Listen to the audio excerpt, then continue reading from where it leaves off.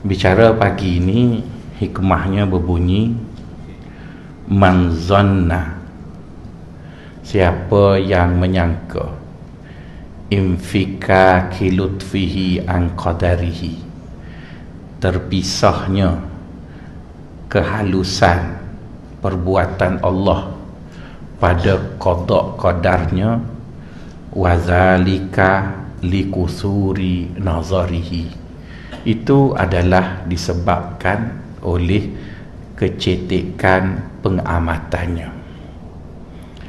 Tuan-tuan dan puan-puan yang dikasihi sekalian, Tuan Syekh membawa kita mengenai suatu perkara yang menimpa kita, dan perkara itu kita tak suka. Jadi biasanya kita manusia ni, kita pandai menamakan sesuatu, dan mungkin itulah kelebihan yang Allah beri kepada manusia. Bila Allah Subhanahu wa ta'ala cipta Adam, dan Allah SWT bawa Adam jumpa malaikat, maka bila Allah ingin menunjukkan kepada malaikat akan beberapa kelebihan Adam, sedangkan malaikat melihat Adam itu mempunyai banyak kelemahan, maka Adam pun disuruh untuk buat presentation depan malaikat. Jadi di antara kepandaian yang ada pada Adam, dia pandai menamakan benda. Wa 'allama Adamal asma'a kullaha thumma aradahum 'alal malaikati faqala ambiuni bi asma'iha. Jadi Allah suruh Adam buat presentation depan malaikat, dan Adam pun tunjuklah kepandaiannya, iaitu dia pandai melabel sesuatu benda. Maka sebab itu kita lihat di dunia ni tak ada makhluk lain pandai menamakan benda melainkan manusia lah. Sama ada dia menamakan perkara tersebut mengikut kehendak dia ataupun pada penamaan yang betul. Tapi yang pentingnya manusia tu pandai namakan orang.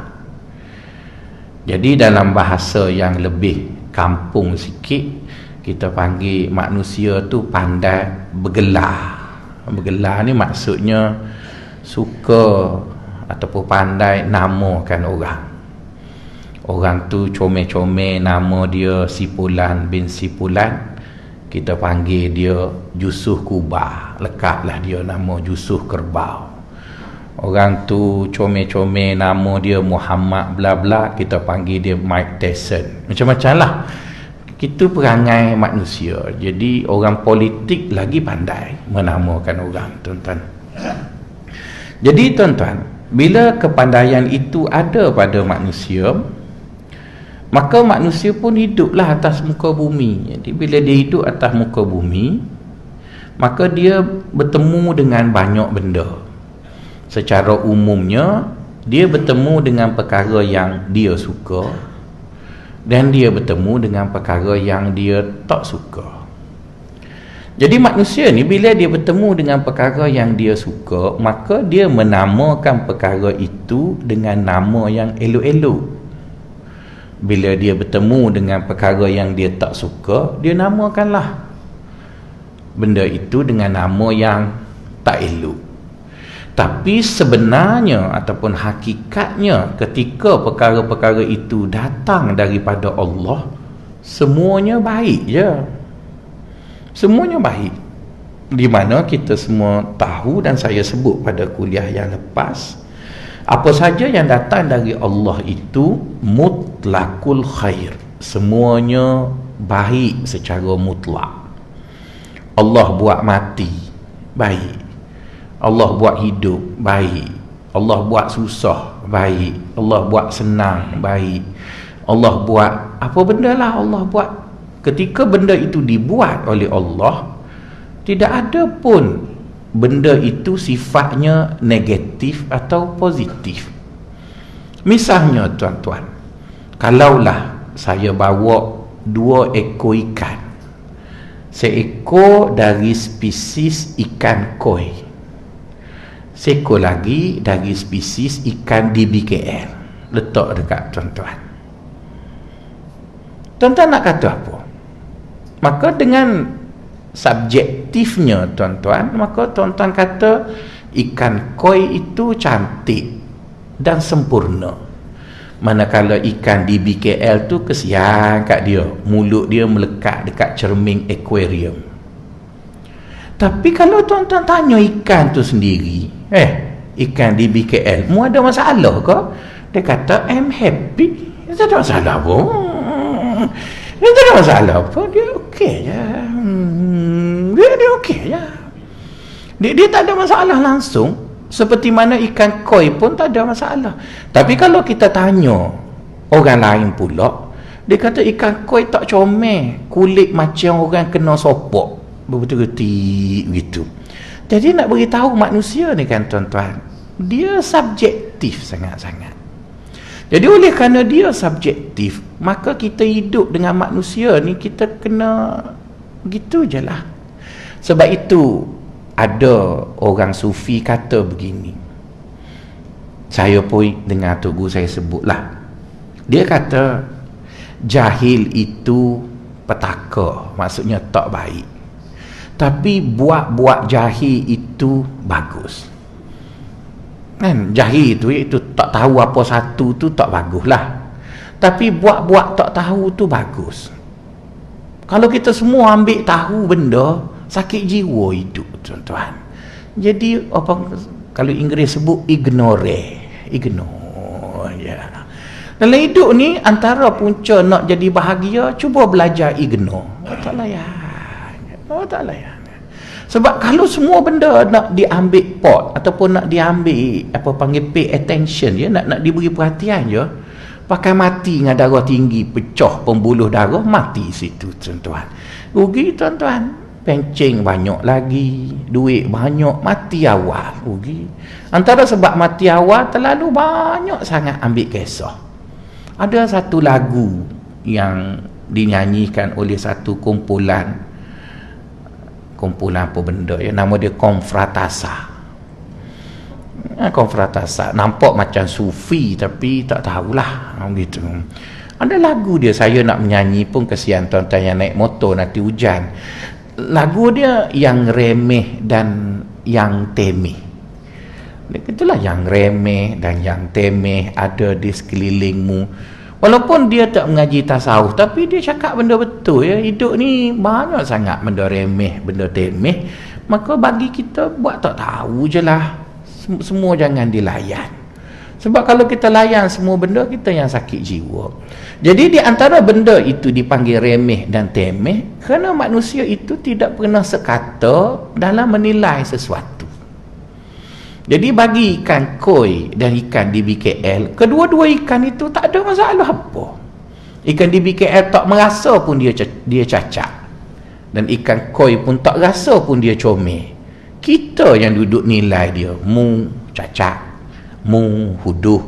Jadi dua-dua ekor ikan tu ingin bahagia, dia kata ignore je lah manusia ni, tolong dia kata. Jadi nak sebutnya tuan-tuan, kata Tuan Syekh, suatu benda datang dari Allah, sifatnya ialah mutlakul khair, baik belaka. Allah tak pernah buat benda tak baik. Tapi bila sampai dekat manusia, kan, sampai pada manusia, maka manusia pun classify. Yang ni dia suka, yang ni dia tak suka. Itu classify yang dibuat oleh manusia A. Pergi pula dekat manusia B. Manusia B classify pula, yang ni dia suka, yang ni dia tak suka. Jadi sebenarnya kita hidup dalam satu kelompok manusia yang mempunyai pelbagai pattern klasifikasi. Pattern tu pattern ni, pattern tu pattern ni. Jadi asas klasifikasi yang dibuat oleh manusia dalam pelbagai pattern itu ialah asasnya diri dia, asasnya ialah diri dia. Jadi orang sufi kata, mari kita balik asal. Mari kita balik asal. Iaitu Allah Subhanahu wa Ta'ala. Di mana bila dia buat sesuatu terhadap seseorang individu, maka ketika sesuatu itu menimpa kita, maka sudah semestinya kita akan menamakan benda yang kita suka, kita namakan dia nikmat. Betul kan? Dia kita suka benda tu, maka kita pun namakanlah benda tu nikmat. Kemudian benda yang menimpa kita ataupun dapat kat kita, kita tak suka, kita panggil dia qadar ataupun bala ataupun whatever nama. Terbubuhlah nama yang tak baik. Sedangkan tuan-tuan, kedua-dua benda yang kita namakan dengan satu nama baik, satu lagi nama tak baik, dia adalah datang dari Allah, dan Allah tak buat pun benda tu tak baik. Allah tak buat pun benda tu tak baik.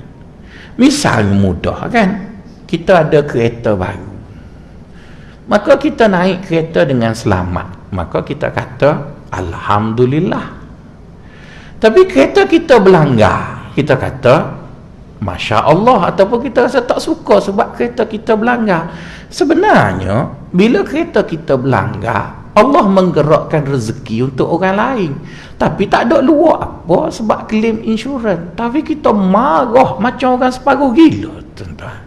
Kan tak ada apa, claim insurans je lah. Kat rumah lagi ada kereta lain lagi, tak tu naik je lah kereta lain pula nya.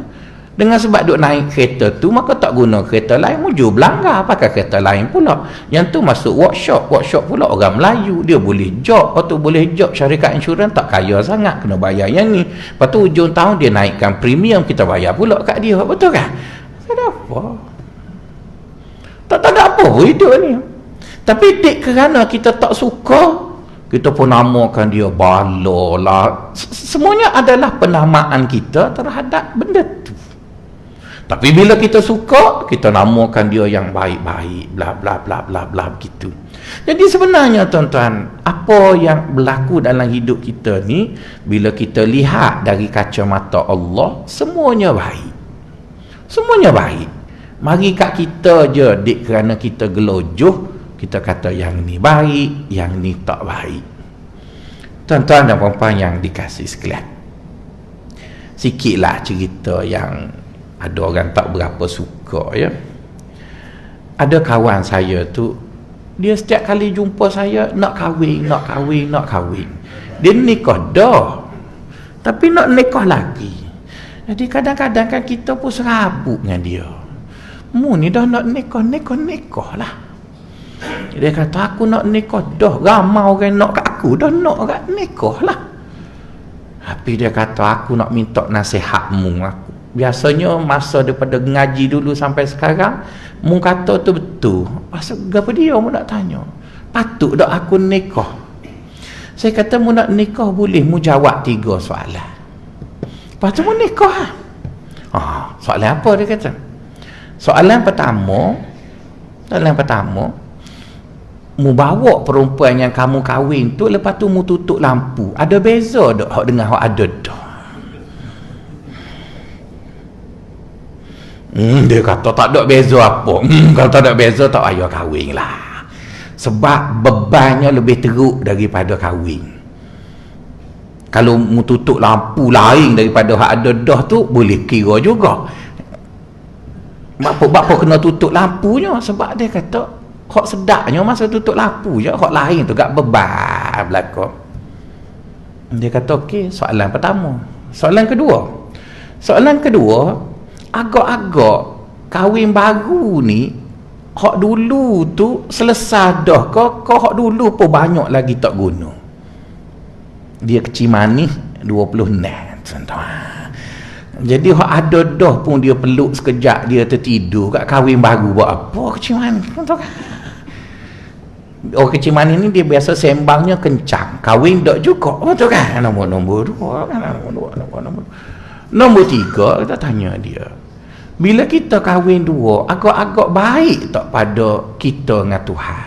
Semayang kita, puasa kita, agak-agak lebih baik tak daripada tu? Oh, dia kata kalau jawab soalan enggak pakai tak kahwin. Tak usah kahwin. Dengan dia nak kahwin. Jadi nak sebutnya tuan-tuan, boleh kita buat apa-apa. Tapi biarlah tanya satu soalan yang kita jawab dulu soalan tu. Lepas kita jawab, kita akan tahu realiti benda tu. Benda tu apa sebenarnya. Jadi oleh kerana itu tuan-tuan, bila Allah Ta'ala beri pada kita sesuatu perkara, maka kita kena percaya bahawa Allah beri kat kita tu, dia tak pernah beri benda yang tak baik. Cuma kerana kita tak suka, maka kita kata tak baik lah. Kalau kita suka, kita kata baik. Itu je, tak ada benda lain. Kalau kita suka, kita kata baik. Kita tak suka, kita kata tak baik.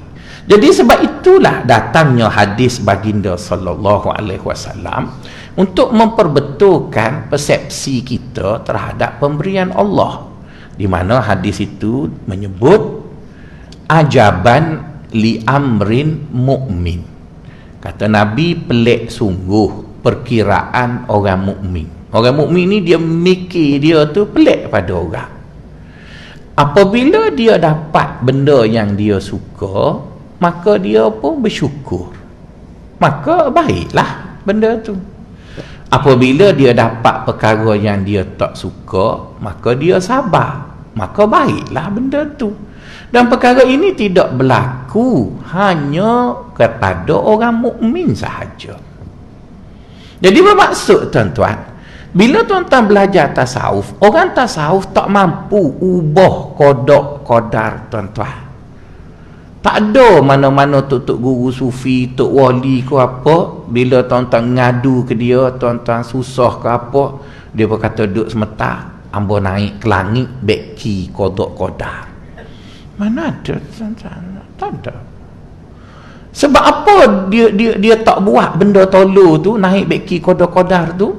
Sebabnya qada qadar itu mari dari Allah, mutlaqul khair, baik belaka Allah buat. Allah buat baik belaka, tak ada benda Allah buat tak baik. Yang jadi kita nampak tak baik itu sebab kita tak faham. Tak faham kenapa dia buat benda tu kita. Tapi kalau dilihat secara menyeluruh, kita tak akan komen langsung, baik sangat-sangat. Misalnya tuan-tuan, kita selalu bangga bila kita dengar cerita Nabi Sulaiman. Wah, Nabi Sulaiman harta banyak, kaya, bini ramai. Tuan-tuan, itu tuan-tuan duk rasa sebab tuan-tuan tak pernah dapat. Tuan-tuan tak pernah dapat sekaya Nabi Sulaiman, dan tuan-tuan tak pernah duduk tempat Nabi Sulaiman. Mari kita tanya tuan punya diri. Kita tanya tuan punya diri tu. Tanya Nabi Sulaiman. Nak tanya mana ustaz dia mati dah baca Quran lah. Tanya ke situ lah, nak tanya mana lagi, kita tambah tak pergi juga. Tak tanya Nabi Sulaiman, tuan punya diri, iaitu orang hak kita kata kaya raya, bini comel banyak pula tu, dia hak rasa benda tu. Lepas tu kita tanya nabi-nabi lain hak kita tak teringin pun nak jadi serupa nabi tu. Nabi Ayub ke, nabi apalah hak susah-susah tu, kita tak pernah pun nak jadi serupa nabi tu. Maka kita ambil lah mana-mana sampel Nabi hak susah tu, kita letak satu tempat. Kita pun ambil lah Nabi Sulaiman hak kita duk bangga pitih banyak, harta banyak pun semua tu, tak sebelah. Lepas tu tuan-tuan pergi ambil semua kata-kata Nabi Sulaiman dalam Quran, bubuh bawah senarai Nabi Sulaiman, bubuh senarai dia. Lepas tu ambil Nabi hak kita tak si jadi macam Nabi tu susah tu, bubuh bawah senarai dia, bubuh senarai. Lepas tu kita tengok, kita akan dapati Sulaiman pernah berdoa sebelum dia mati. Dia kata, ya Allah, cukuplah mu uji manusia seperti aku, iaitu mu beri dekat aku segala-galanya, lepas tu mu suruh aku jadi baik. Dia kata lebih payah dapat belaka lepas tu nak jadi baik, banding tak dapat apa lepas tu baik. Lebih payah. Contoh mudah lah, tuan-tuan ni Tuan Mahathir sakit, dia pun panggil tuan jumpa muka pintu masjid. saya bagi kat awak jadi Perdana Menteri 3 bulan. Nak bagi kat Anwar belum majlis-majlis apa panggil MP lagi, awak jadi Perdana Menteri 3 bulan de facto ke apa benda. Awak juga pengerusi penasihat menteri, awak juga Menteri Keuangan. Ambo tak percaya ke Ling Kuan Ing banyak dia bagi Perdana Menteri lagi, penasihat menteri dia bagi. Lepas tu dia kata pandai-pandailah urus Malaysia tercinta. Dia pun duduk di IJN buat bypass kali kelima, betul kan? Bila tuan-tuan boleh macam tu, ambo takkan apa dah tuan-tuan mari masjid. Tuan-tuan kata, ya saya pun tak kira tuan-tuan. Lepas tu tuan-tuan akan ciptalah alasan, ini demi negara untuk memastikan. Tak kira masjid. Tak ada dah piyuh ambo tengok dengan serban setiap dengan selempang atas bau, tak ada dah. Kok itu padahal 3 bulan je tuan-tuan, bukan 60 tahun, 3 bulan je. Sementara dia buat bypass je, tak nampak dah tuan-tuan, tukar kereta terus tuan-tuan. Jadi bermaksud tuan-tuan, ada segala-galanya, lepas tu nak jadi baik lebih payah daripada tak ada apa lepas tu baik. Ada pun tuan-tuan ada sekarang ni tak ada apa satu, lekat pencing je, orang lain tak ada berlaku. Itu yang sengih mari masjid baik tuan-tuan. Itu tuan-tuan mari senyum apanya, betul tu, gitu lagi. Sama juga hak tukar ceramah pun tak ada apa satu. Mari ya. Cuba saya ganti dekat Dr. Mazli, tak mari juga tuan-tuan, sama je. Jadi nak sebutnya tuan-tuan, kita tak payahlah gewang-gewang ke apa benda, tak payah bising. Orang yang pernah duduk di satu tempat yang ada semua, dia kata, ya Allah payahnya nak taat padamu dengan ada semua benda. Tapi Nabi yang tak ada apa, dia kata mudahnya nak taat kamu ketika tiada. Jadi bermaksud dilihat satu sudut, iaitu Nabi yang tak ada apa tu, pada kacamata kita yang gila dekat dunia, rugilah. Tapi dilihat dari sudut yang lain, kerana mudah nak ingat Allah, untunglah.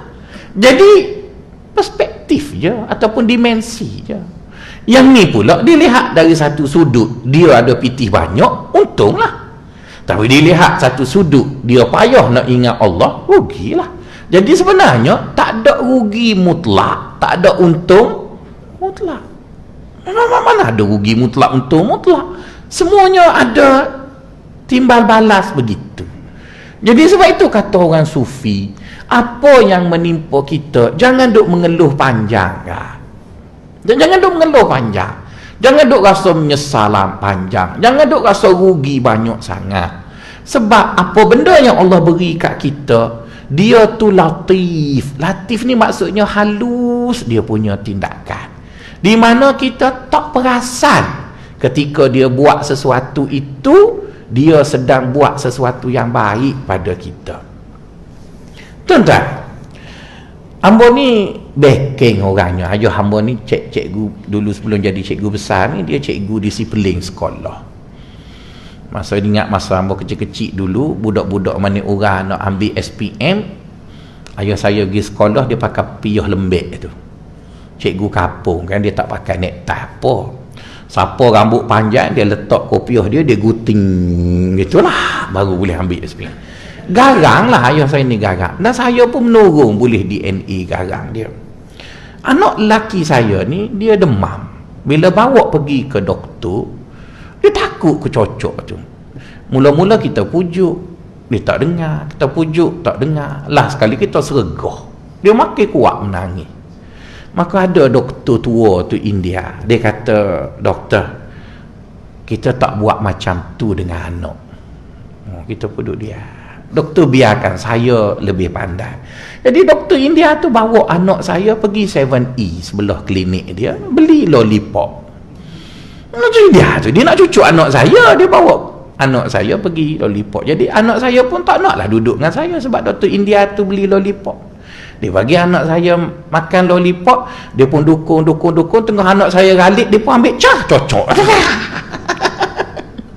Jadi anak saya tak perasan bila kena cocok, sebab dia duduk main. Lepas tu dia pun hantar. Lepas tu saya kata dah injek ke? Dah sudah dah. Bila? Adalah tu. Dia mana lah tuan-tuan? Kenapa dia pandai? Sebab dia doktor tua. Dia tahu dah perangai budak dia tua dah tuan-tuan. Jadi nak sebutnya orang yang pakar ni, dia buat satu benda, kadang-kadang dia sebalik, dia buat satu benda tu ada benda lain yang lebih baik. Cuma dia akan guna hello buat tu supaya orang tadi tak perasan benda baik yang dia nak beri. Jadi itu baru doktor tua, bukan Tuhan lagi tuan-tuan. Tu doktor tua je tu. Allah lagilah cerdik, lagilah pandai. Maka sebab itu kata orang Tuan Syekh, siapa yang menyangka bila Allah beri pada kita benda yang kita tak suka, dan dia sangka bahawa Allah tak bertimbang rasa bila dia buat kat kita, maka orang tu tak pandai mikir, ataupun tak fikir panjang, celupanya dia cakap. Kenapa Allah begitu? Kenapa? Ya tuan-tuan, kadang-kadang kita tengok apa yang menimpa umat Islam, benda yang kadang-kadang kita pun tak tahu nak sangka baik dengan Allah. Misalnya apa yang berlaku di Syria, betul kan? Apa yang kena pada orang Islam? Apa yang berlaku di Iraq? Apa yang berlaku di itu dan ini? Jadi benda-benda semua yang berlaku tu, kadang-kadang bila orang tak kenal Allah tu siapa, dia akan kata, ya Allah, teruknya Allah, tak reti kesian belah ke? Kita akan kata begitu. Sedangkan yang kena bunuh tu orang Sunni, yang bunuhnya orang kafir, bla bla bla. Allah tak kesian belah ke tuan-tuan? Jadi tuan-tuan, kalau tuan-tuan tanya saya mungkin tak boleh nak jawab. Tapi kita yakin bila Allah buat sesuatu, ada satu benda baik yang dia nak beri ataupun dia nak buat. Ada satu benda kita akan percaya, innallaha latifun biibadihi yarzuqu man yasha. Allah sebut begitu, sesungguhnya Allah itu amat santun dengan hamba-hambanya dan dia memberi rezeki kepada siapa yang dia suka. Bila dia sebut dia santun, maka dia pandailah nak buat.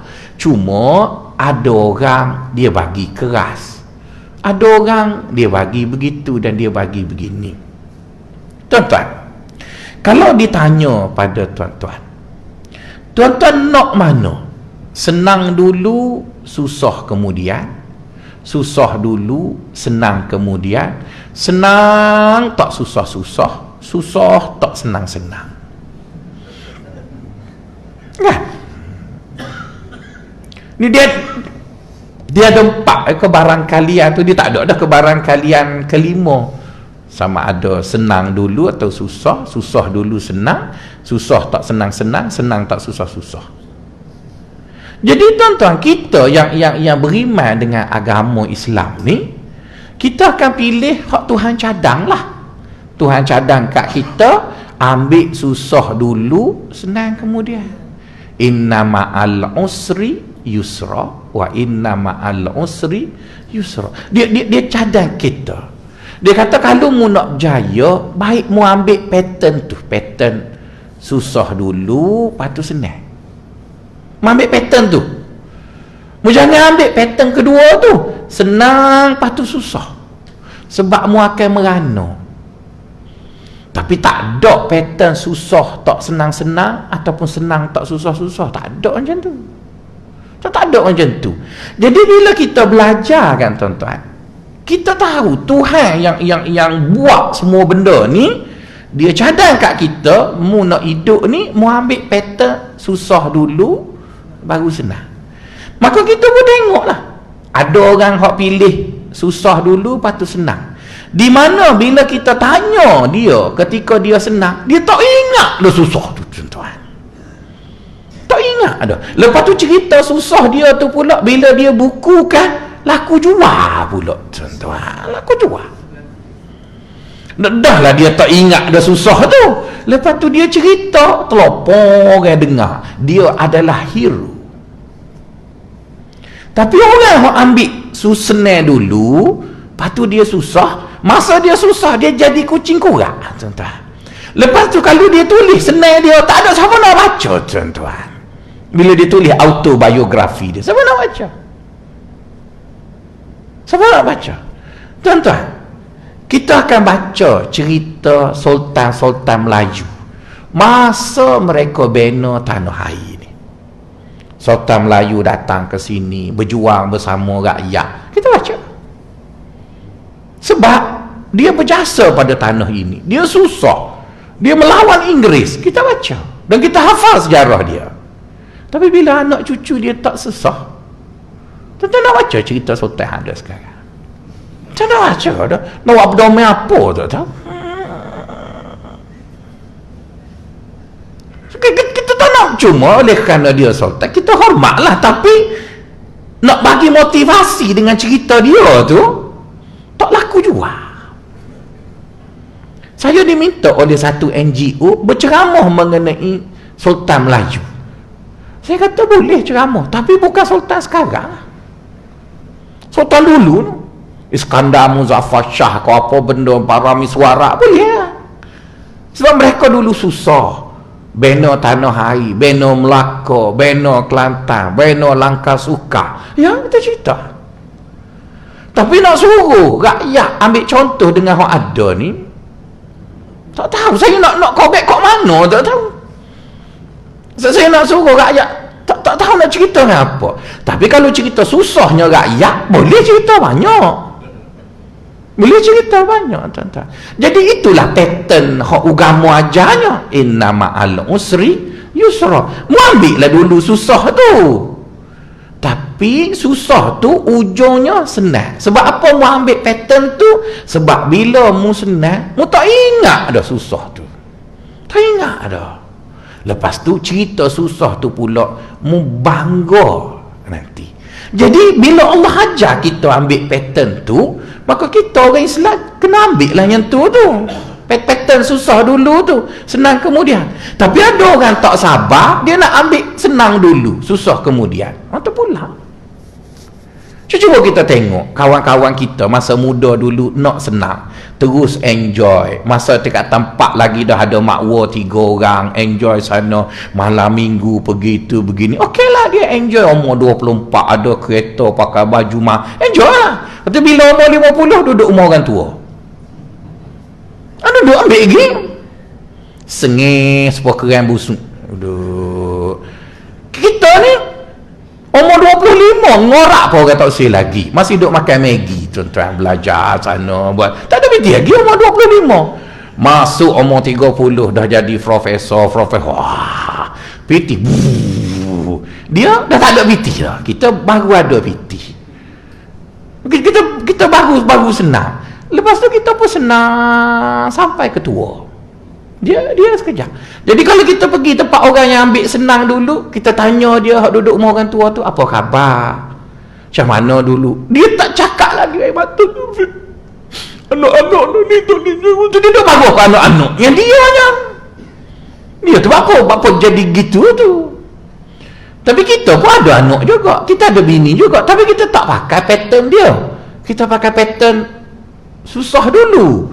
Jadi bila kita ambil susah dulu, maka bila kita letih, kita tua, kita ada simpanan, saving apa, maka kita mula senang. Itu dalam kerangka yang pendek. Kerangka yang lebih besar, susah di dunia, senang di akhirat. Tapi patternnya pattern itulah, iaitu inna ma'al usri yusra.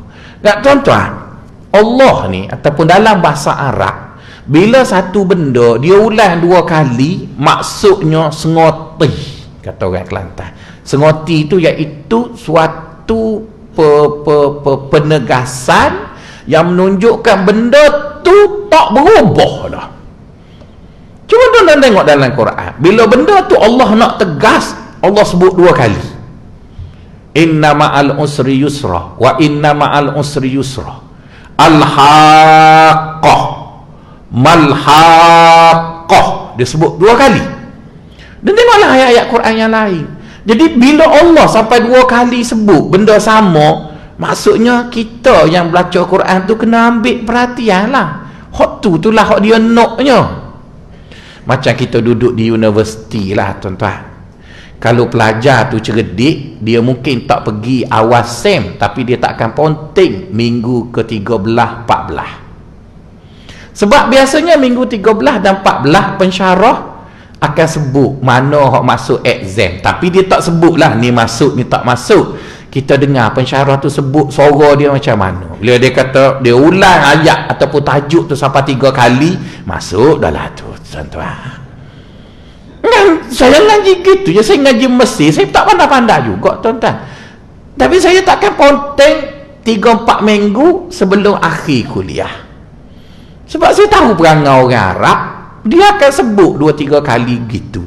Jadi bila begitu, kawan-kawan kata, mu ni pandai Faisal. Tak pandai, cuma ada sikit cerdik. Tak mana-mana juga putar alam gitu je. Tapi dapat A semua sebabnya kita tahu. Itu biar ni. Lepas tu bila kawan-kawan tahu saya tahu, dia pun nak niru saya pun tulis jawapan salah dulu bagi tiru. Macam kan dia mau tiru belakang, lepas tu dia mau keluar awak, kita tulis betul pula. Takkanlah aku cerdik nak wui kamu juga tak lagi. Lepas tu dia kata, macam mana aku tiru mu, aku gagal mu dulu, siapa suruh tiru? Belajar sendirilah tuan-tuan. Jadi maksud tuan-tuan, dia setiap guru tu dia ada pattern dia ada pattern. Maka sebab tu kalau orang tu kata dia pergi universiti, dia tak dapat A satu-satu subjek, mesti budak tu tolu. Sebab di universiti ni pensyarah tu lah yang mengajar, pensyarah tu yang buat soalan, pensyarah tu yang buat skema, pensyarah tu sendiri yang makin. Tinggal kita kenal lah pensyarah ni, apa dia punya kecenderungan, buku apa dia baca, dia orang macam mana, kita analyse dia. Oh okey, tak kerti lah dia, kita faham. Ada pensyarah terikat dengan buku teks, maka cari buku teks yang dia baca tu. Ada pensyarah dia bagi sikit, lepas tu dia merewang ke atas banyak, kita ambil betul sikit tu kat atas tu, biar dia banyak pergi, sebab dia ajar sikit, maka exam sikit lah bacanya. Macam-macam pensyarah ni tuan-tuan, selagi dia masuk kelas, betul dia tu, dia ajar apa ikut dia. Jadi maksud tuan-tuan, kita kena kenal lah orang tu, sebab kita nak berinteraksi dengan dia. Jadi sekarang bila kita berinteraksi dengan Allah, dia beritahu dekat kita, kalau mu nak berjaya, mu ambil waktu lah. Tapi dia tak paksa kita, rasa. Cuma dia sebut 2 kali. Jadi bila dia sebut 2 kali, kita pun kata, oh ni dia nak ni. Jadi bila kita pergi ambil hak pattern-pattern lain, tak serupa dengan hak dia syarat, apa nak salah ke Tuhan? Kenapa kamu nak salah ke Tuhan? Sebab aku buat manusia berjaya, dia pakai pattern ni. Dan ni kita pun gitu. Jadi sebab itu kata Tuan Syekh, Allah Ta'ala ni bila dia buat sesuatu kat kita, mesti benda yang dia buat tadi ada benda baik yang dia nak anu tadi tuan-tuan. Tak kira lah apa-apa tuan-tuan, hukum hudud ke, hukum takzir ke, hukum apa, ada benda yang baik yang Allah Ta'ala nak di sebalik suatu ketentuan yang dia lakukan pada kita. Mungkin kita tak suka, mungkin kita tak suka. Misalnya sekarang musim-musim cerita orang bini ramai, saya tak berapa setuju dengan filem-filem yang ada sekarang, di mana mereka memberi gambaran poligami itu tak baik. Saya tak berapa setuju, sebab poligami itu agama tuan-tuan. Poligami itu ialah agama kita izin, agama lain tak setuju. Jadi kita sebagai orang Islam jangan terikut-ikut dengan benda lain. Boleh kita nak sindir masyarakat, tapi jangan sampai kita sindir agama. Jangan sindir agama tu, sebab agama tak salah, yang salahnya masyarakat. Jadi kalau kita nak betulkan masyarakat, betulkanlah. Kalau kita nak sindir perangai masyarakat, sindirlah, tapi jangan sindir agama. Kita takut nak sindir pemerintah, tak buat filem sindir pemerintah, tapi berani sindir Tuhan. Tak takut ke kita? Jadi sebab itu tuan-tuan, nak sindir apa sebagai pembikin filem, buatlah, tak ada masalah pun, sebab kita demokrasi. Tapi janganlah buat dengan dosa itu kita baloh dengan Tuhan. Jangan sampai gitu tuan-tuan. Tapi berkarya tu karyalah. Saya tunjuk cerita, kalau pukul 7 sampai pukul 8, orang lelaki dia DJ nikah dengan 2 orang student. Lepas tu duk bawa model P. Ramlee, ayah dia nikah 2 juga, gonggang. Cerita bini 2. Lepas tu pukul 9 lepas berita pula sampai pukul 10 lemon madu cerita hak tu juga, dia bini dia pencarah, yang tu begitu cerita. Jadi tuan-tuan, penerbit filem kita macam tak rajin baca buku je. Baca kat buku banyak sikit. Buatlah filem yang lebih baik. Saya bukan orang Syiah, tapi di Iran tu kan tuan-tuan, kadang-kadang dulu dia buat festival filem Asia. Dan dia buat tayangan percuma di Make Valley tu. Saya kadang-kadang pergilah tengok. Kadang-kadang tengok filem Iran, ceritanya simple tapi cukup bermakna mengajar manusia. Cerita budak tu selipar dia hilang, hanyung. Cerita selipar ya, tak ada sindir agama, tak ada sindir apa, tapi ajar hidup kemanusiaan. Berapa penerbit filem kita suka sindir-sindir agama tu, sindir gitu, ajar benda tak molek. Tak apa tuan-tuan nak gelak nak apa, tapi cuba kita belajar tengok.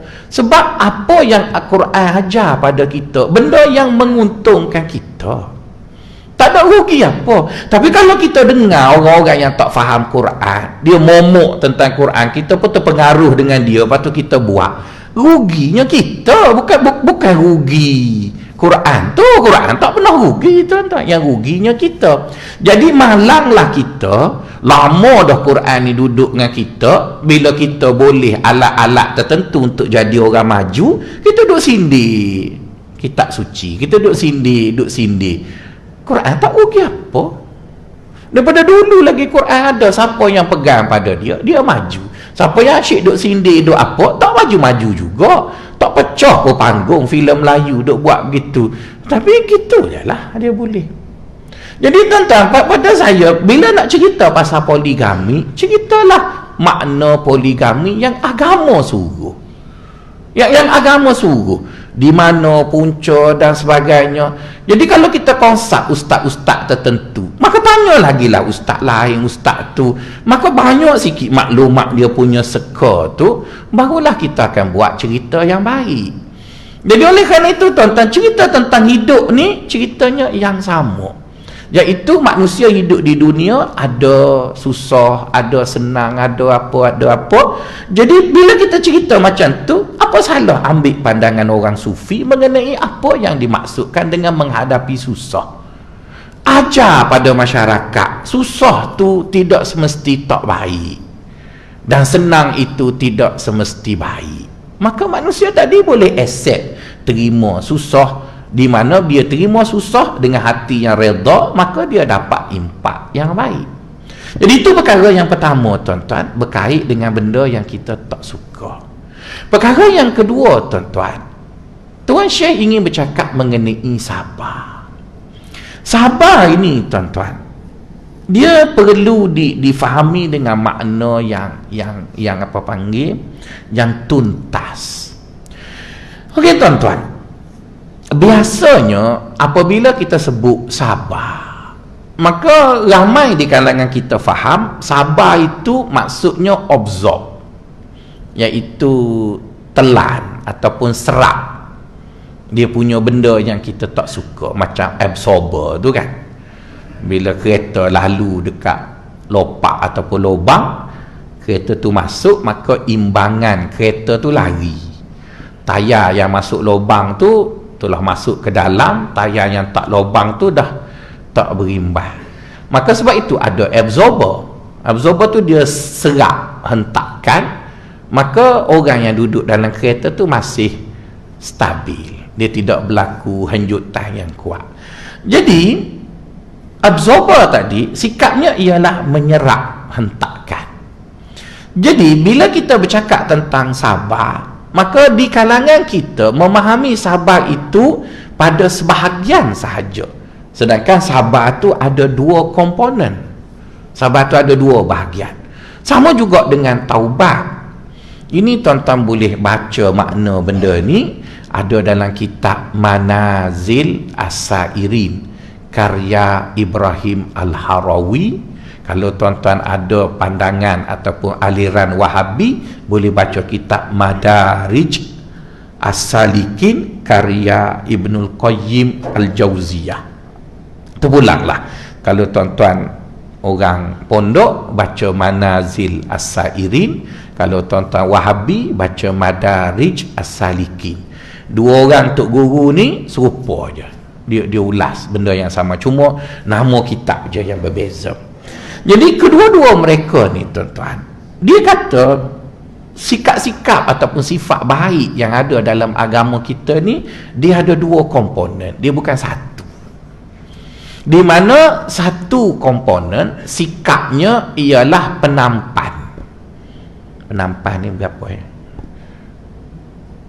Tuan-tuan ni sungguhlah tak aja buka kamus bahasa Melayu, sungguhlah ya.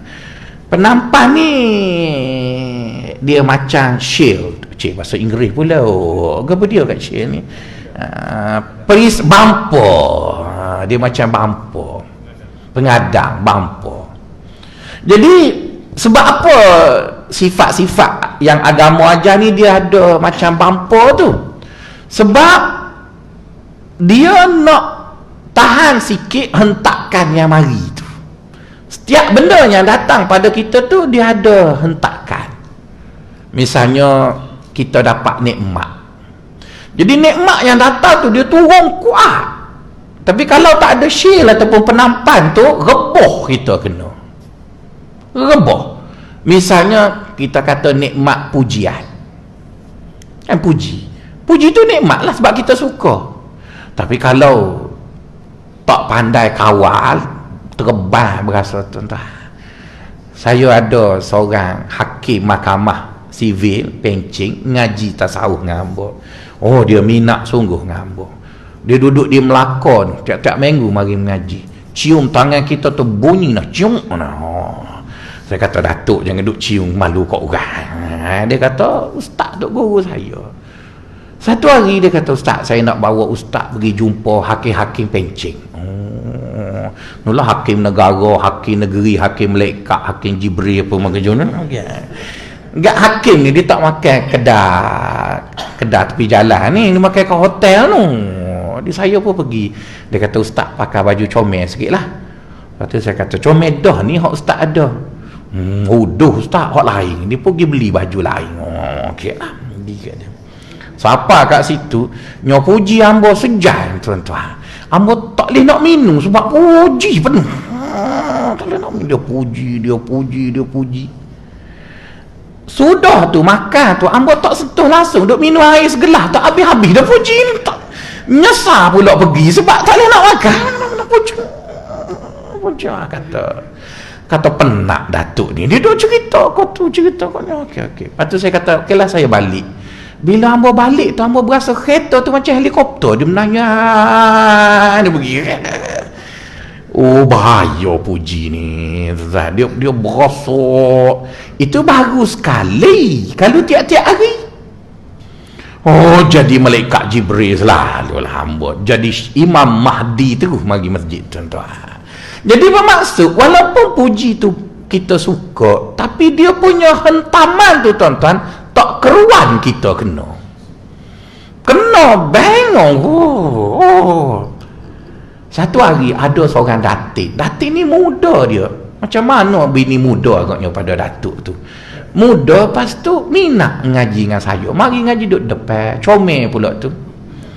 Hari tu saya pakai baju batik warna biru muda. Macam kerajaan sekarang lah begitu. Handsome lah sikit. Bukan sebab saya handsome, sebab baju tu mahal. Duduk jumpa dengan dia. Dia kata, Ustaz handsome Ustaz. Hamba masuk tandas 3 kali. 3 kali tuan-tuan. Oh, hari tu kan tuan-tuan tak makan, pakai kenyang gitu. Dating muda comel, kata kita comel. Tak, dia tipu tak tahu. Sampai kita berasa Allah confident sungguh hari tu mesyuaratnya. Jadi nak sebutnya puji tu kan tuan-tuan, dia hentam tu. Dia hentam. Jadi oleh kerana dia hentam kita, maka kena ada satu benda yang yang jadi penampan, sekeh sikit, kuih sikit, kadang-kadang banyak sangat kan. Lepas tu baru ada satu lagi yang menyerap benda tu. Barulah benda yang datang tu dia tak punah kita. Macam kita tengok besar macam mana pun alat elektrik itu, dekat kepala pelak dia ada fuse. Fuse kan? Fuse tu apa guna fuse? Fuse tu dia wire kecil je. Dia wire kecil je. Alat yang kita beli ataupun komputer yang kita beli, komputer Apple, komputer tu yang kita beli harga 13,000 tu, kita cucuk dia dekat plug, dia ada fuse. Kenapa dia ada fuse? Sebab ada kadang-kadang TMB gila, dia hantar elektrik banyak sangat. Cuba tak ada fuse tuan-tuan, pecah komputer kita ni. Jadi bila elektrik tu dia dah mula sawan, yang rosaknya fuse je. Nak fuse tu harga puluh sen je. Selamatlah komputer yang 13,000 ni. Jadi sebab itu tuan-tuan, bila dia bina sifat-sifat tu, dia panggil sifat penampan. Dia tahan dulu. Jadi bila dia tahan, maka hentakan yang datang kat kita tu harusnya boleh diterima. Tapi kalau dia zoom mari begitu tuan-tuan, rebah pakai mati kita ya tuan-tuan. Jadi itu sistem yang orang sufi bina, samalah sistem jurutera elektrik pun bina benda yang sama, Allah pun bina benda yang sama. Jadi kata dia, bila kita bercakap salah satu benda, termasuk bicara pagi ni ialah sabar. Dan dia bercakap pasal sabar. Jadi kata dia, ramai di kalangan kita faham, bila sebut sabar, sabar tu maksudnya pasif. Apa benda yang berlaku kat kita? Cobaan gitulah. Jadi bermaksud nak menggambarkan kita ni orang sufi ataupun kita ni orang tasawuf, apa benda yang mari kat kita, kita pun telan, lepas tu pasif, telan pasif. Jadi tuan-tuan, rasanya ada silap faham tentang sabar tadi. Ada silap faham. Jadi untuk faham yang betul, kata dia, pertama sekali sabar itu menuntut kita menjadi satu perkara yang menahan hentakan benda yang kita tak suka tu supaya dia reda dulu. Jadi bila dia datang tu, dia pum rangga tu, kita teguh, jangan buat apa, pum, duduk dulu. Mula-mula kena tu memang sakit lah, tapi duduk dulu, reda. Lepas reda tu, maka dengan sebab sabar jugalah kita pun ambil action kedua. Jadi baru sabar tu menjadi sabar yang dikehendaki oleh agama. Jadi bila nak gambarkan situasi seperti itu, maka diberi definisi sabar dengan kata, sabar ialah menahan diri dari bertindak ketika kemarahan ataupun hentaman petaka itu masih terasa, kemudian bertindak sesuai dengan keperluan. Saya ulang sekali lagi, sabar bermaksud menahan diri dari bertindak ketika hentaman musibah itu masih terasa, kemudian bertindak setelah reda tadi, dah reda tadi, bertindak sesuai dengan apa yang sepatutnya. Jadi maksudnya sabar tu ada dua komponen lah. Komponen pertama, tangkap ataupun simpan dulu dia punya hentaman tu supaya reda. Sebab apa tuan-tuan? Kalau kita bertindak semasa hentaman itu berlaku, maka biasanya kita buat stupid decision. Misalnya bini kita marah kita, jadi bila dia marah, biasanya orang perempuan ni cara dia marah kita, dia mencabar egoisme kita. Bila dia marah kita, perkataan yang dia suka sebut, cerah aku. Betul kan? Itu je bini kita, tak ada benda lain, cerah. Jadi tuan-tuan, bila perkataan cerai tu kena kat telinga kita. Kejantanan kita. Musyawarah. Maka sebagai tanda orang ngaji tasawuf, no action, buat pekok badut. Dia. Tu jangan buat apa. Sebab itu siapa yang reaksi masa perik tu berlaku, tolong orang tu walaupun dia tok guru besar. Jangan kata apa, duduk dia. Cuba tuan-tuan tengok, orang politik kan dia suka buat provok kat lawan dia.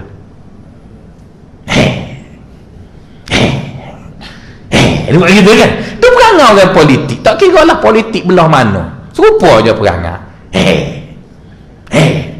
Kalau orang-orang politik veteran, dia senyum je. Sebab dia kena banyak kali dah, dia silap jawab teruk lagi kena, tuan-tuan. Dia senyum, dia buat lembu kenyang, Jawa panggil gelendam. Ya. Jadi dengan dia buat bodoh, dia selamat. Sebab yang ni tak ada apa, dia provok. Lama-lama duk dia pun letih ke diri. Dia kot dia pun. Tapi ahli-ahli politik baru dia kemaruk press conference. Betul kan? Bila dia betul cakap, pasti dia tanya, betul kok? Entah. Itu yang bodoh tu. Kita tengok ahli politik lama dia buat. Dr. Mahathir lama dah masuk politik. Oi kata apa kat dia? Akhir sekali letih kok kata apa kat dia.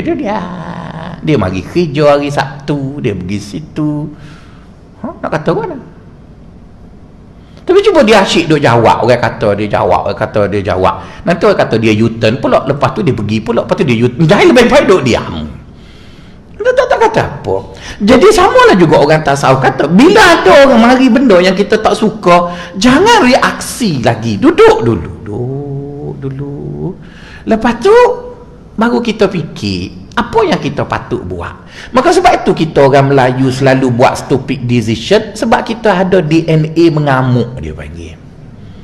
Mengamuk tu bermaksud mengambil keputusan ketika gelora marah masih membara. Dan Nabi kata jangan ambil tindakan masa tu. Stupid benda kita buat, jangan ambil. Duduk dulu.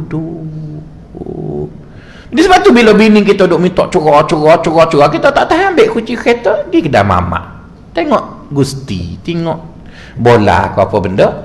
Pagi esok dia dah reda tu, kita pun tanya, nak sungguh ke? Dia cabar kita je. Tak nak dia. Tak percaya cuba beri sungguh. Nangis. Kalau dah nak, happy lah kan? Apa nangis? Dia tak nak pun. Dia tak nak, cuma dia cabar kita. Jadi bila dia cabar kita, dia saja provok yang kita pergi respon siapa suruh.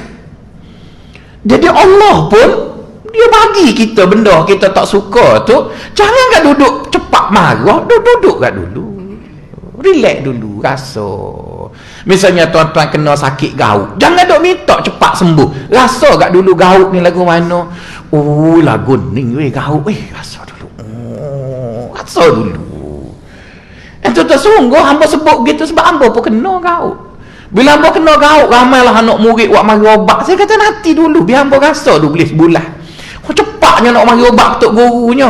Nanti dulu, hamba bagus. Sebab kita ajar orang, rasa dulu. Takkan bila saya sakit, tuan-tuan saya nak makan ubat, malu ke Tuhan. Ceramah bukan main sedap, nak makan mikrofon, so rasa. Rasa dulu.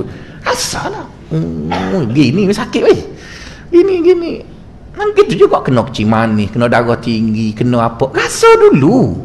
Sebab bila kita rasa, kita adalah pengalaman rasa tu.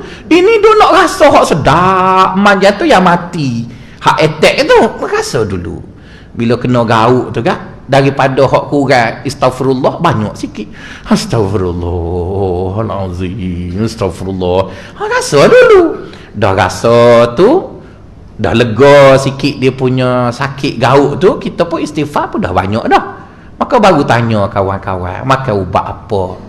Dia makan benda ni, kita pun makan, gaut pun hilang. Mujur dia kena gaul, banyak sikit istighfar, kurang sikit makan benda tu, makan benda ni, Allah bagi yang lain pula. Jadi itu yang menjadikan kita, tuan-tuan, seorang manusia yang cukup berwibawa. Kerana setiap kali benda itu menimpa kita, kita tidak mudah melatah. Tunggu dulu, tengok dulu macam mana.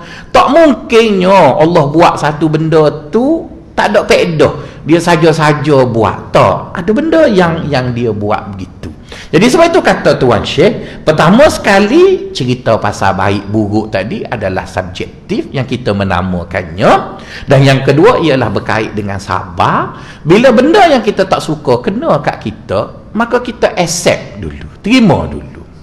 Bila kita terima, kita cuba duduk dengan dia dulu sekejap. Lepas kita duduk dengan dia, manalah tahu dengan sebab benda tu kita dah mula seronok, mula serasi, mula tu. Sebab tu tuan-tuan, kita tengok kan kadang-kadang kita ni ataupun orang Melayu ni, dia takut nak tinggal kampung. Dia suka duduk dalam comfort zone. Agama pula suruh dia keluar dari comfort zone. Jadi bila ditanya kenapa tak nak keluar dari comfort zone, dia pun bagilah alasan, bagi alasan. Sedangkan agama kata, kalau kamu keluar dari comfort zone, kamu akan dapat lebih banyak daripada apa yang kamu ada. Kalau kamu dapat lebih banyak, contohlah ya tuan-tuan, kadang-kadang tuan-tuan jumpa ustaz, yang mana ustaz tu tak nak pergi luar negara, dia nak mengaji pondok di Malaysia ya. Betul, tutup guru yang ada di Malaysia ni alim lah, tapi dia tak nak keluar negara. Tapi ada kawan dia sanggup pergi ke Thailand, sanggup pergi ke Morocco, sanggup pergi ke Yaman. Maka mungkin dari segi senioritinya, kawan pondok tadi tinggallah, boleh ke orang yang tak tinggal kampung tu dilihat senior. Tapi bila pulang hak keluar daripada sana tu, dia jauh lebih menarik daripada yang tak keluar kampung tu. Dia jauh lebih menarik. Tapi semasa dia keluar tu, banyaklah benda dia tak suka, dia akan tempuhnya. Tempuh. Tapi walaupun dia tak suka, dia balik tu, dia jauh lebih ke depan daripada yang tak keluar tadi, tuan-tuan. Dia jauh lebih ke depan. Tuan-tuan pergi ke universiti, tuan-tuan tengok profesor ke pensyarah yang belajar mesti Melaya, lepas tu UKM, lepas tu UiTM, ataupun pusing dalam Malaysia ni je lah. Ya, dia ada kelayakan, dia boleh mengajar, tapi tak sama dengan orang yang pergi luar negara, yang tu yang, sebab masa dia pergi luar negara tu dia susah lah, dia terpaksa itu, terpaksa ini. Tapi bila dia balik, lain tuan-tuan, lain sangat dengan orang yang tak pernah keluar ni. Jadi tuan-tuan, terpulang pada kita, kalau kita takut sangat dengan susah, maka kita punya pengalaman hidup tu terbatas je lah setakat tu. Setakat tu. Tuan-tuan, cuba tuan-tuan pergi borak dengan orang kaya. Dia kaya tu sebab daddy yang kasih. Betul kan? Daddy yang kasih ni maksudnya ayah dia kaya, ayah dia bagi projek kat dia, dia pun guna-guna sikit, dia pun berjaya. Cuba sebat. Boring borak dengan dia. Dia akan cerita apa panggil egoisma dia egonya, dia tu cerita tu lah. Tapi cuba pergi jumpa orang yang kaya dengan dedikasi, bukan daddy yang kasih. Dia jual burger, lepas tu jual durian, musim durian, buang rambutan, kena tangkap dengan MPPJ, lepas tu buat juga mari semaya ajak masjid, jadi Tok Bila tak bergaji, lepas tu join dengan dapur belakang, dapur kena rombok dia gila pula. Betul kan? Cuba cerita dia cerita. Oh, kita dengar cerita dia 2 minggu nak dengar lagi tuan-tuan. Macam mana dia? Teriklah cerita dia nya, tapi menarik. Cerita dengan orang kaya kerana Tuhan Allah apa panggil ayah dia jadikan dia kaya. Leweh cerita tuan-tuan. Dan tuan-tuan kena ingat, kita masuk syurga ni, kita tak ada buat apa, sembang ya tuan-tuan. Tuan-tuan dia ingat duduk syurga, tuan-tuan buat apa? Mana ada sembahyang tahajud dah. Mana ada sembahyang duha dekat syurga ni. Kat syurga ni tempat sembang. Jadi bila nak sembang, modal tak ada. Oh, sakit jiwa tuan-tuan. Tuan-tuan nak sembang apa? Ya, misalnya kita semua duduk ni kan sedap, tino ramah kan, bidadari pula gitu. Lepas tu air arak tak minum pakai botol, cedok dengan gelas. Bau kat dalam sungai ni. Sungai arak bau. Oh, minum. Sungai madu cebok gitu. Ganah pakai begitu. Sembah. Gak dia tak ada malam, tak ada siang. Makan tak berok-berok. Lagi sedap tuan-tuan. Makan minum, makan. Jadi nak buat apa sembang lah. Jadi bila sembang siapa giliran kita? Orang lain cerita dah. Yang ni cerita 500 tahun cerita dia baru habis. Kau ni 500 tahun habis 3 juta tahun siapa giliran kita? Dia demo gua ni. Ambo ni tahulah masuk syurga ni pun ayah apa panggil bagi subsidi. Terus tak langsung cerita tuan. Yang kawan susah ni lagu mana kerja duk mana orang getahnya patut kau lali di lagi pada tu patu naik berdarah jumpa dengan rimah tak bergol. Sedapnya cerita. Jadi sebab itu tuan-tuan, susah tu bagus tuan-tuan, bukan tak bagus, tapi bagi kita yang nafsu tak suka dengan susah tu, kita begitulah. Jadi sebab itu kata Tuan Syekh, man yazunnu fika kalutfihi an qadarihi. Kata Tuan Syekh, siapa sangka bila Allah bagi kita susah, Allah tak buat benda tu demi kebaikan kita, maka itu menggambarkan betapa dangkalnya dia menilai perbuatan Allah. Allah tidak macam tu. Allah tidak begitu. Ada benda yang dia nak suruh kita buat, dia nak suruh kita dapat, dia nak suruh kita itu. Maka bila kita dah boleh faham macam tu kan tuan-tuan, apa yang berlaku dekat kita, kita accept je lah. Boleh susah, kita terima je susah itu. Lepas tu kita makna sabar tadi kan. Masa mula-mula susah tu datang, kita duduk seketika menerima benda tu secara realitinya dulu. Sebab bila kita terima secara realiti, maka analisis kita tepat untuk langkah kedua, iaitu langkah menangani realiti itu. Sebab tu kadang-kadang tuan-tuan, bila kita berfikir, pakar-pakar penyelesaian masalah mengatakan antara kesilapan orang menyelesaikan masalah ialah dia tak tulis masalah atas kertas. Kadang-kadang kita buang dengan bini kita sembang bini kita sambil minum kopi. Dia kata, wah, banyak masalah. Kita bertanya masalah apa? Dia pun ada lah banyak masalah ya, abang. Tak boleh nak tidur. Masalah apa? Dia tak boleh nak tulis pun duk banyak. Cuba tulis. Bila kita tulis kan tuan-tuan, lepas kita tulis semua masalah, lepas tu kita pun fikir balik, sebenarnya masalahnya satu je. Yang lain tu masalah palsu. Iaitu masalah kita ialah kita duk sangka orang kata kita ada masalah. Padahal kita tak ada masalah pun. Cuba tengok orang perempuan keluar rumah, dia cari tudung setengah jam tuan-tuan. Bagi dia masalah, sedangkan tudung dia satu almari. Dia ada masalah tu orang lain pun tak ada masa nak tengok dia. Semua orang serabut dengan SST. Tiba-tiba dia je duk koyak. Sauk je tudung mana, tak ada masalah. Jadi sebenarnya masalah tak ada pun. Dia yang hantu raya masalah tu rekod. Gitu. Tunggu tuan-tuan, ada satu penyakit ustaz di Malaysia ni, dia tak suka menulis. Sedangkan ramai ustaz yang pandai ceramah. Ustaz yang pandai ceramah tu, cuba tuan-tuan suruh dia tulis. Kenapa dia tak boleh tulis? Sedangkan dia pandai menulis. Lulus SPM, boleh menulis lah. Pen ada, pen kat dia tu kat pengamai mahal, kertas murah, pen ada, komputer ada, tapi apa dia tak tulis?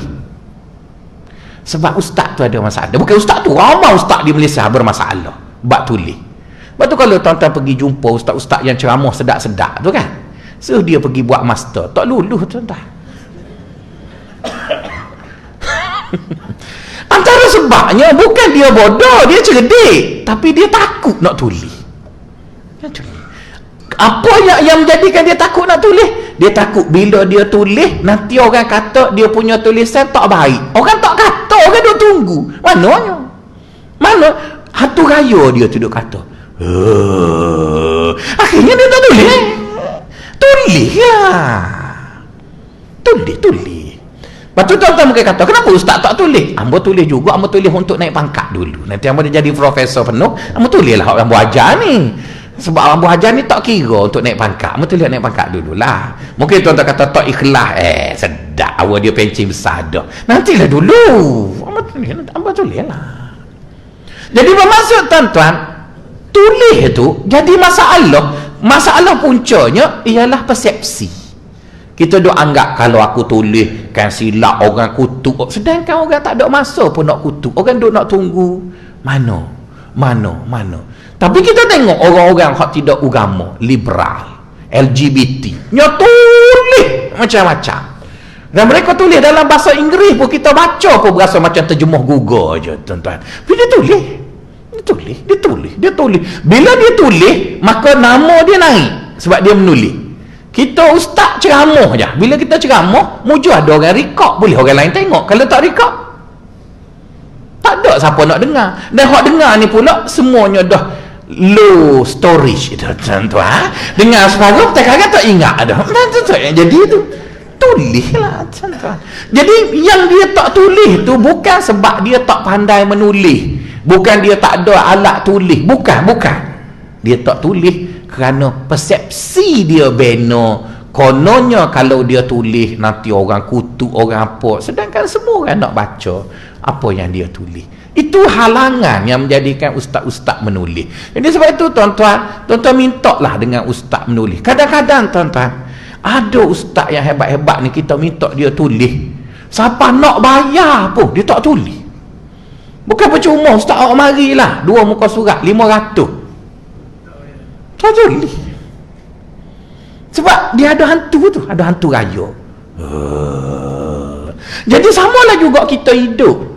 Bila kita hidup ni banyak sangat hantu raya, kita jadi masalah. Kita duk takut orang tu kata, orang ni kata, orang, sedangkan orang tak ada masa pun nak kata apa kat kita. Jadi oleh kerana itu Tuan Syekh bila dia sebut benda tadi, dia maksudkan 2 benda tadi. Pertama, mengenai benda-benda yang tak suka tu sebenarnya dia bukanlah tak baik, cuma penilaian kita sahaja terhadap benda itu. Bila tak suka kita kata tak baik, bila kita suka kita kata baik. Maka kita kena ingat Allah tidak pernah buat satu benda tak baik kepada kita. Yang kedua, bila kita sebut sabar ada 2 komponen. Pertama, kita tahan dia punya hentakan benda yang kita tak suka dulu, dan bila dia sudah reda, kita pun fikirlah apa step seterusnya yang harus kita buat. Baginda SAW duduk di Mekah 13 tahun, dia sabar dengan makna bahagian pertama, dia terima je apa yang orang buat dekat dia, tapi dia tidak bodoh. Dia berpindah je ke Madinah, dia sanggup berperang dengan Quraisy pada tahun kedua. Walaupun bilangannya kecil, Quraisy 3 kali ganda besar, tapi sabar pada tahun kedua itu ialah sabar dengan bermaksud buat satu tindakan yang telah dirancang sekian lama sebagai satu reaksi terhadap apa yang dia tanggung selama ini. Jadi jangan tuan-tuan faham bila kita sabar tu kita accept, lepas tu kita pun pasif. Orang buat apa kat kita, coba. Bukan. Masa mula-mula berlaku, ya, kita fikir dulu. Setelah kita fikir, kita rancang kita itu, maka sampai masa kita ambil tindakan, kita sabar pula dengan tindakan yang kita buat. Saya cukup seronok mengajar tuan-tuan sebab tuan-tuan mudah faham. Cuma yang sedihnya mudah lupa juga. Apapun tak apalah, sebab bersedia mendengar. Assalamualaikum warahmatullahi wabarakatuh.